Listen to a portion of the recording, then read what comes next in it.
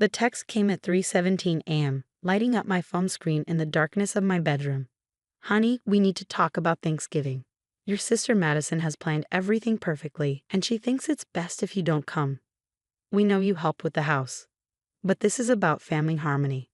My name is Olivia Parker, and at 32, I had just received the most callous message imaginable from the parents whose house I'd saved from foreclosure 3 months ago. I stared at the screen, my hands trembling slightly as another message popped up. Madison says your presence might make things uncomfortable. She's invited some important people from her new job. Please understand. Of course, Madison had said that.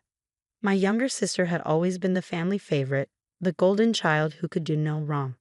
Even when she dropped out of college to find herself or maxed out our parents' credit cards on shopping sprees, they always defended her choices. Meanwhile, I'd built a successful career in finance, lived modestly, and saved every penny I could. When our parents faced foreclosure due to Madison's reckless spending and their own poor financial decisions, I was the one who stepped in. I emptied my savings account and sold my investment property to give them $400,000 to save their home. We'll pay you back, they promised tearfully when I handed them the check. You are our guardian angel, Olivia. Now 3 months later, I was being uninvited from Thanksgiving dinner in my own childhood home.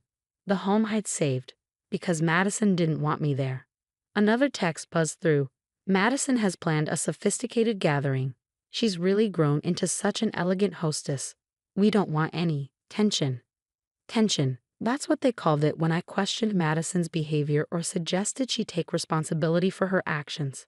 When I mentioned the money she still owed me from borrowing my credit card last year, I was creating tension. When I refused to co-sign her car loan after she defaulted on 3 others, I was being difficult. I got out of bed and walked to my home office, pulling out the folder containing all the paperwork from the house payment. Inside was something my parents and Madison didn't know about, a legal agreement my lawyer had insisted I get them to sign when I saved the house. They'd been so relieved to get the money, they barely read it before signing. My phone buzzed again. This time it was Madison herself. Hey sis, hope you understand about Thanksgiving. My boss and his wife are coming and I really need to make a good impression. You can be so intense sometimes. But we can totally do lunch next week. Intense. Because I'd suggested at our last family dinner that maybe she should start paying our parents' rent instead of spending her salary on designer bags. Because I'd mentioned that her 3rd career change in 2 years might not be the best timing for buying a new luxury car. I sat at my desk, opened my laptop, and typed out a simple response to our family group chat. Ok. Then I called my lawyer. Mark? Sorry to wake you, but I need you to start the proceedings we discussed. Yes, the house situation. No, I don't want to wait until after the holidays. I could almost hear Madison's voice in my head, calling me dramatic, telling our parents I was just jealous of her success. But I wasn't being dramatic. I was finally standing up for myself. After hanging up with Mark, I opened my email and clicked on a folder labeled Evidence. Inside were screenshots of text messages, bank statements, and photos I'd been collecting for months. Madison using our parents' home equity to fund her business ventures, the transfers from their retirement account to cover her temporary cash flow issues, the credit card statements showing her extravagant spending while our parents struggled to pay their property taxes. My phone lit up again with another message from Mom. Please don't be upset, sweetie. You know how important this is for Madison's career. She's finally finding her path. We can celebrate with you another time. I thought about all the another times over the years, the family vacations I wasn't invited to because Madison needed quality time with Mom and Dad, the holidays where my achievements were glossed over in favor of Madison's latest plans, the countless times I've been asked to step aside, stay quiet, or simply not show up because Madison needed the spotlight. But this time was different.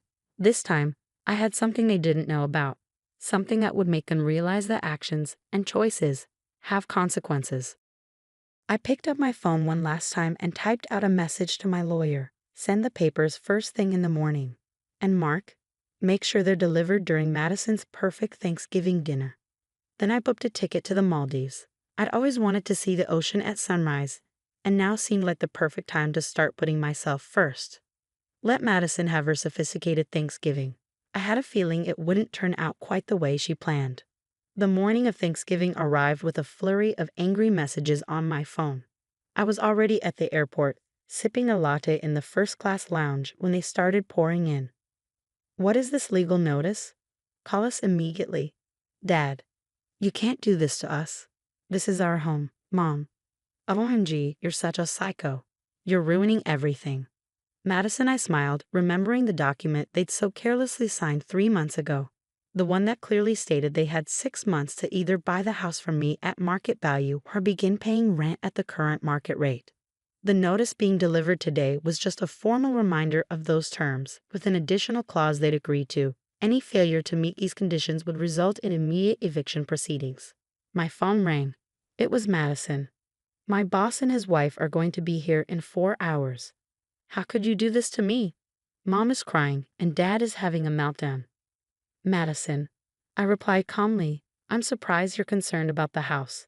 After all, you told everyone at last month's family dinner that you were about to close a huge deal that would make you set for life. That's different. You know how these things take time.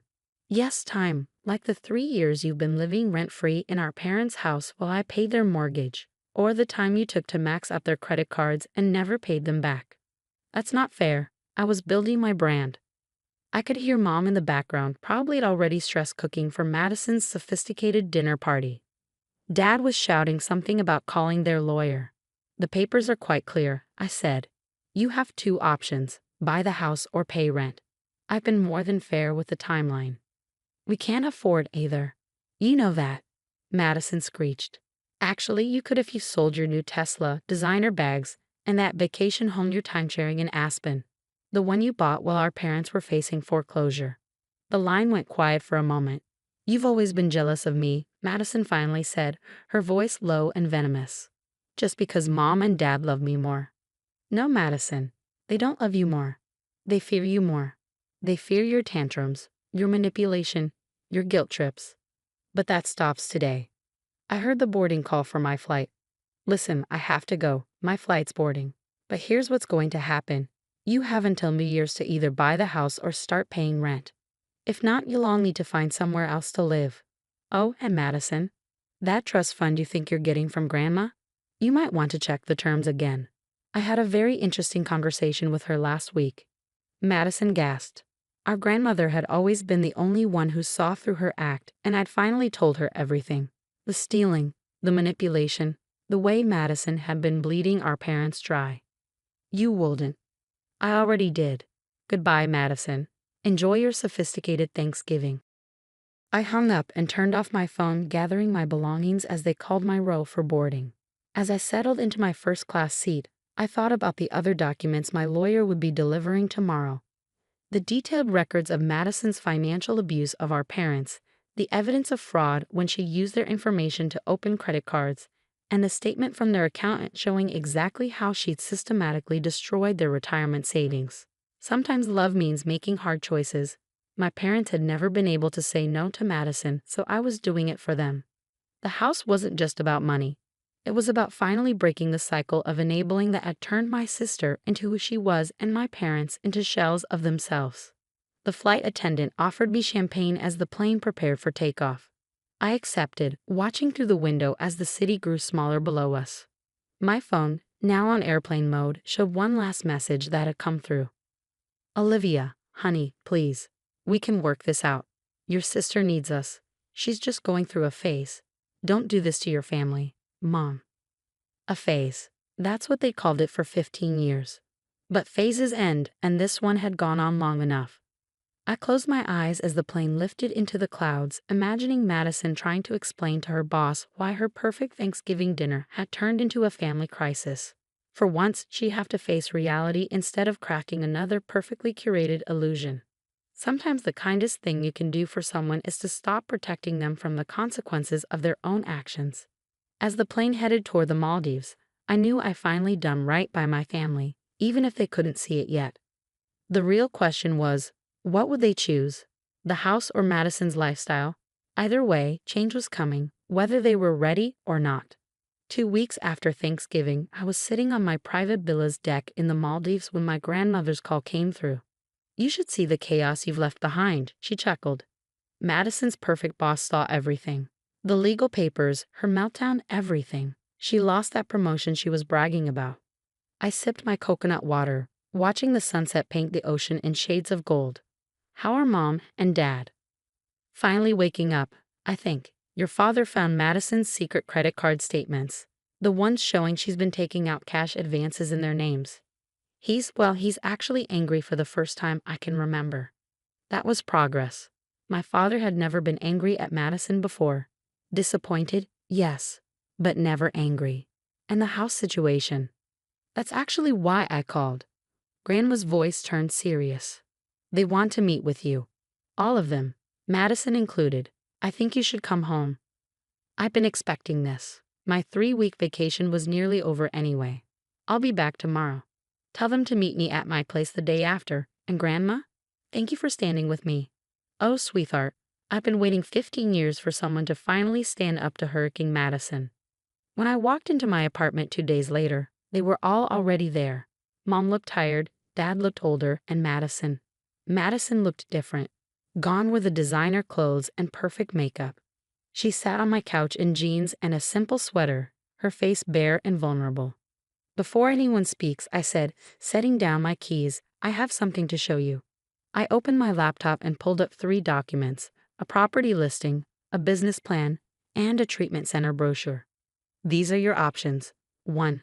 I found a lovely smaller house within your budget.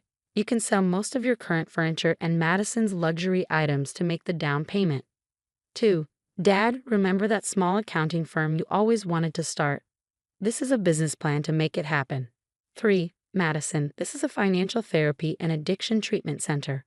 They have an excellent program for people struggling with compulsive spending and chronic lying.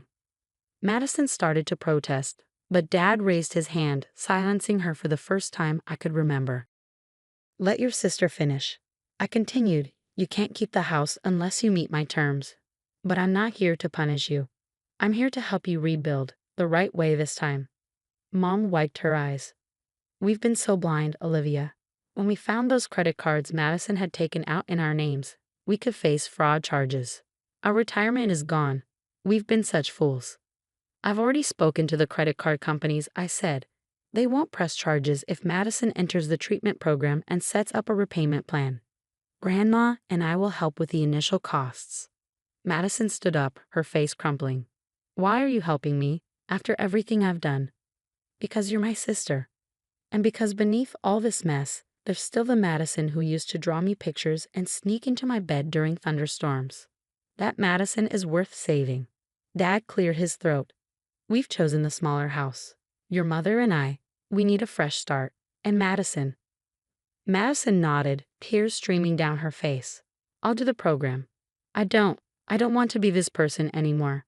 Watching my boss's face when he saw those legal papers, seeing how I destroyed our family's security, I finally saw myself through someone else's eyes. It won't be easy, I warned. The treatment center requires complete financial transparency. No phones, no credit cards, no outside money for the first month. I know, she whispered. I'm scared, but I'm more scared of losing my family. Mom stood up and for the first time in years, hugged me without any reservations or hidden agenda. We don't deserve you, Olivia. This isn't about deserving, I said. It's about healing. Over the next hour, we worked out the details. Dad would start his accounting firm with a small loan from me, properly documented this time. Mom would sell her designer collection to help with the new house's down payment. Madison would enter treatment next week. As they prepared to leave, Madison hung back. That trust fund, did Grandma really change it? No, I admitted. But you needed to believe she had to understand what you stood to lose. The money will be there when you're ready, after treatment, after making amends. She nodded, then hugged me awkwardly. I really am sorry, for everything, especially Thanksgiving. I know, now prove it by doing the work. After they left, I stood at my window, watching them drive away. My phone buzzed with a text from Grandma. Proud of you, sweetheart. Sometimes the biggest act of love is saying no. I smiled, thinking of my peaceful Maldives sunrise. Sometimes you have to travel far away to see things clearly at home. And sometimes, the best revenge isn't revenge at all. It's giving people the chance to become better versions of themselves. even if that chance comes wrapped in legal papers delivered on Thanksgiving Day.